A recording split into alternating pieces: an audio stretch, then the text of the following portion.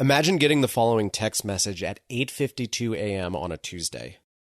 It's a very hard decision to make, but I have to put in my resignation due to the excessive amount of work my husband has at his business. He is a subcontractor and just received a large amount of projects. He needs my help. We can finally grow our business like we have dreamed about. I am truly grateful for the opportunity you guys gave me, and it is a very hard decision to make. I wish you the best finding the best candidate for the position, and please understand my situation. This is bittersweet news for me too. I do not want to get paid for the remainder of the days since my last check. I think that's fair. Thank you so much.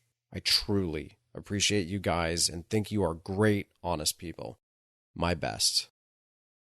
This text message came about 30 days after we hired, trained, and invested in a new employee responsible for about 125 lots.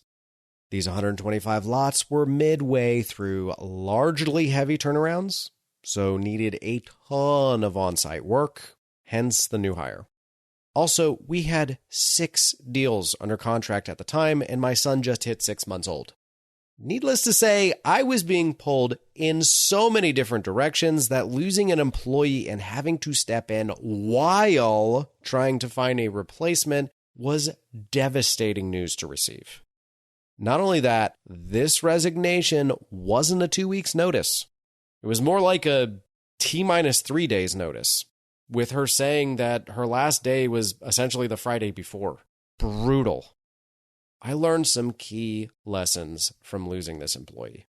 First, as a business owner, you must always have a contingency plan for something like this, which fortunately for us, we did. Ours was to step in ourselves on site and lean on some crucial resident relationships and local connections until we found a replacement.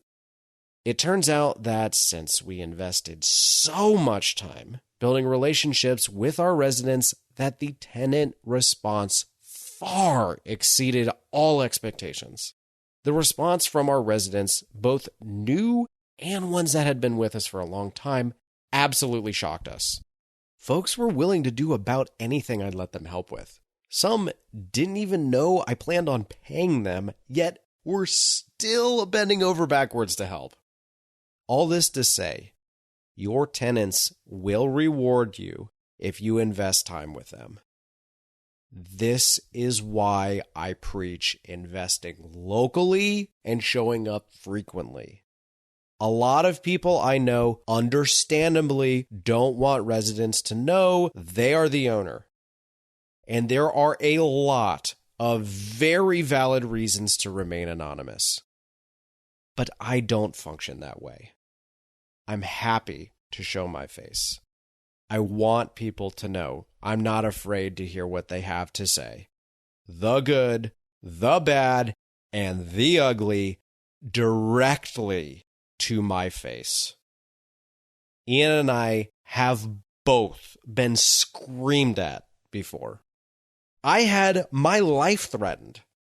It's not for the faint of heart. So again, I don't blame folks for not wanting to do what Ian and I do.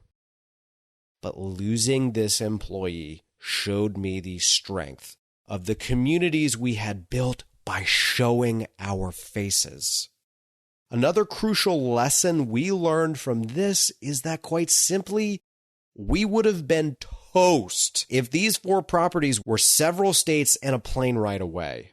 Sometimes people quit.